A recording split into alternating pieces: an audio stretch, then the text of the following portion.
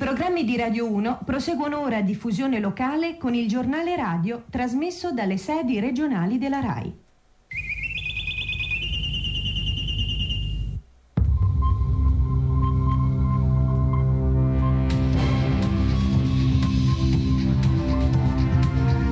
TGR, giornale radio della Lombardia. Al tempo prosegue l'allerta temporale su tutta la Lombardia. Ieri oltre 300 interventi dei vigili del fuoco, la zona più colpita l'Oltrepò Pavese, una tromba d'aria a Verretto e Casatisma. Nel Mantovano un'auto finisce nelle acque del Po, muore una coppia di settantenni, nessun segno di frenata sull'asfalto, forse un malore all'origine dell'incidente.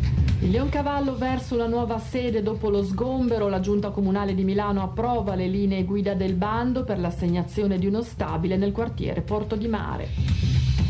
Sono le 7:18 di venerdì 29 agosto. Buongiorno da Alessandra Farina e Maurizio Di Lucchio in studio per questa edizione del Gazzettino Padano, giornale Radio Rai della Lombardia. Alla regia tecnica Alberto Gaidano e Adriano Totaro. Iniziamo dalla viabilità, linea Dario De Simone di Radio Traffic. Grazie della linea, ben trovati all'ascolto. Sulla A4 Milano-Venezia, code per un incidente con mezzo pesante coinvolto tra Seriate e Bergamo in direzione Milano. Il traffico era anche rimasto a lungo bloccato.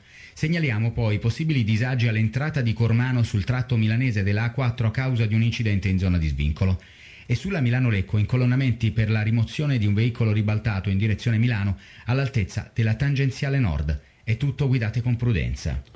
Ora il meteo, sentiamo Camilla Galli del Centro Geofisico Prealpino di Varese. A tutti buongiorno. La bassa pressione con minimo sulle isole britanniche sposta gradualmente il suo asse verso l'Adriatico. Anche oggi masse d'aria instabili da sud-sud-ovest raggiungono la regione padano-alpina, innescando la formazione di rovesce temporali. Nel fine settimana è atteso un temporaneo miglioramento, con aumento della pressione atmosferica, giornate soleggiate e asciutte. Previsioni. Oggi una giornata con cielo molto nuvoloso coperto, al mattino rare schiarite e piogge deboli e sparse. Nel pomeriggio rovesci con fenomeni localmente di forte intensità, vento forte da sud in giornata, temperature senza variazioni.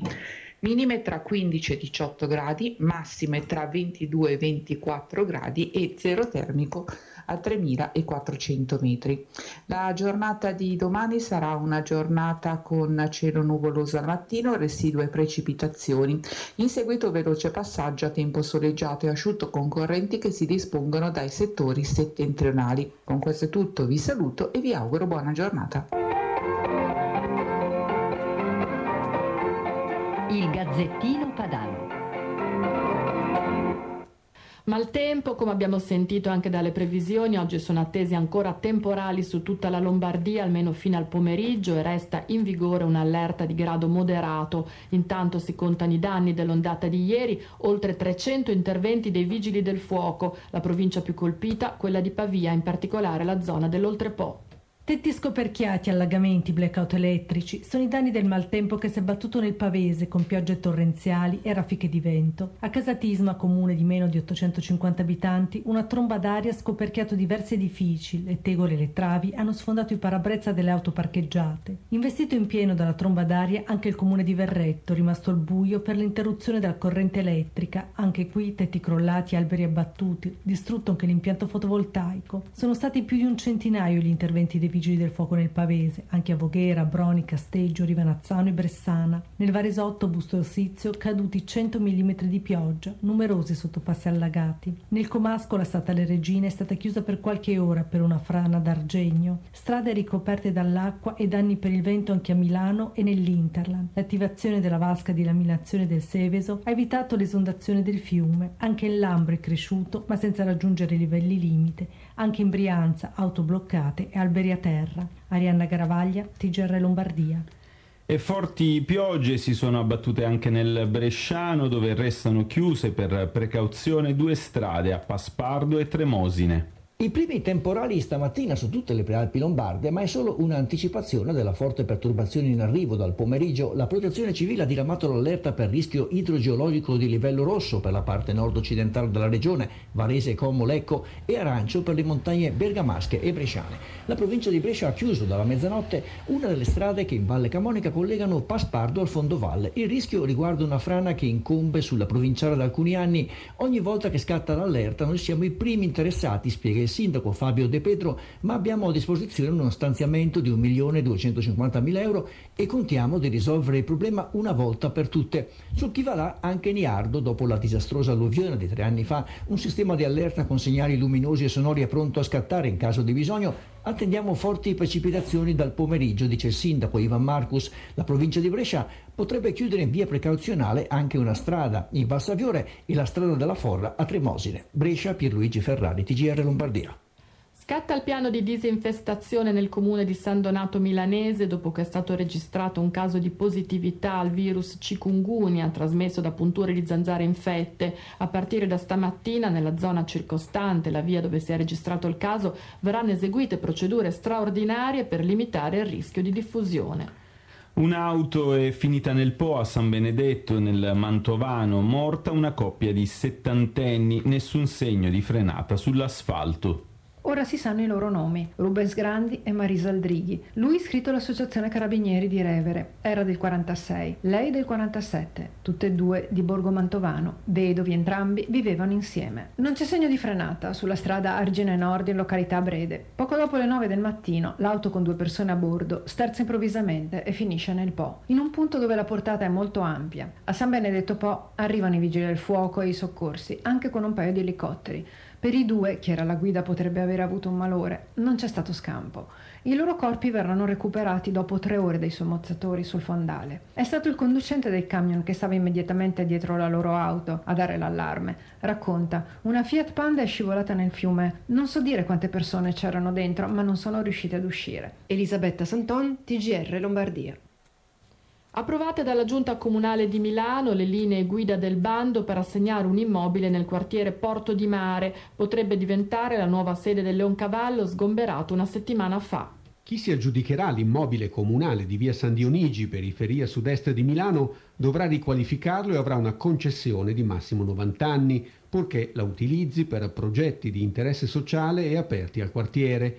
Le linee guida di Palazzo Marino preparano il bando che potrebbe dare una sede regolare al centro sociale Leoncavallo, sgomberato dopo un trentennio di occupazione dell'ex cartiera di via Vattò, 133 rinvii dello sfratto e una condanna al Ministero dell'Interno per risarcire 3 milioni di euro alla proprietà I Cabassi. Perché ciò avvenga però il Leoncavallo dovrà partecipare a un bando pubblico per la riqualificazione dell'area fra Corvetto e Porto di Mare, che verrà pubblicato dopo che il Comune avrà raccolto tutte le manifestazioni di interesse. Ed è qui che si sposta ora la battaglia politica. Il centrosinistra punta a una collocazione pacifica e definitiva con il Partito Democratico che torna a contestare lo sgombero autorizzato dal governo prima di arrivare a un accordo. Il centrodestra, che a Milano è all'opposizione, denuncia invece una sanatoria mascherata. Fratelli d'Italia e Lega annunciano esposte alla magistratura perché vedono il rischio di un bando su misura e vogliono vederci chiaro sui canoni che saranno accordati. Nel mezzo la mobilitazione dei sostenitori del Leoncavallo in piazza il 6 di settembre, aspettando una risposta sulla nuova sede. Alessandro Franzi, TGR Lombardia. È il momento della rassegna stampa curata oggi da Maurizio Di Lucchio. Molti quotidiani danno risalto agli effetti del maltempo di cui ci siamo occupati nel nostro giornale. Vediamo le altre notizie e apriamo con il Corriere della Sera. Moratti, lievi miglioramenti, ma intubato, ha aperto gli occhi e riconosciuto i familiari. La situazione resta critica per l'ex presidente dell'Inter ricoverato all'Humanitas. Il Corriere di Milano, altro furto di orologi, presi 2 sedicenni, centro storico, i ladri appostati fuori dagli hotel. E ancora San Siro, prolungato di 1 anno il contratto agli ambulanti. Repubblica Milano, l'aggressione a martellate del giovane per rubargli un orologio riapre la polemica sicurezza e scontro tra Lega e PD. Il Giorno, Milano Metropoli, dossier San Siro, chat e polemica sulle carte negate. Tancredi, niente documento ai consiglieri. 200 docenti contro la vendita del Meazza ai club.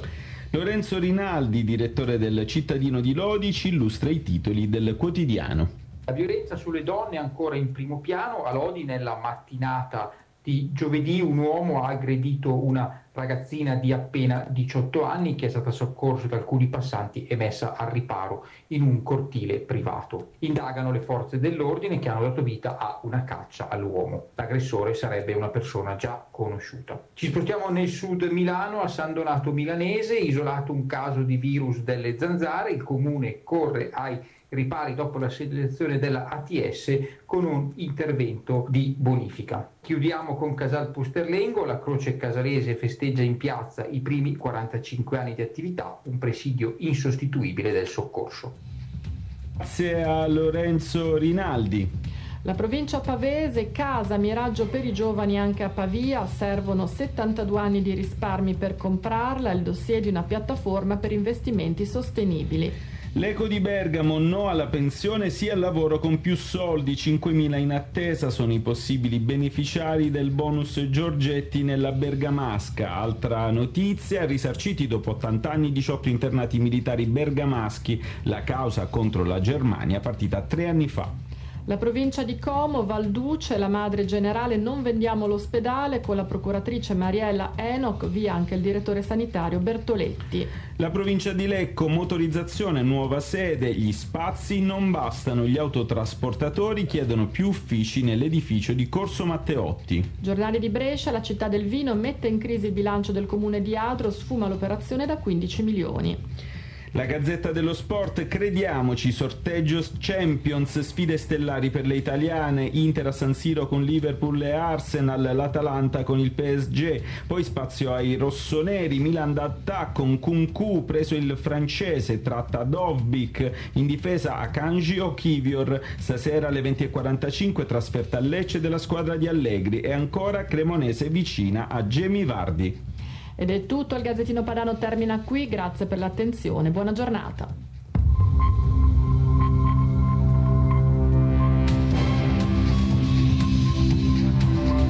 Abbiamo trasmesso TGR, giornale radio della Lombardia.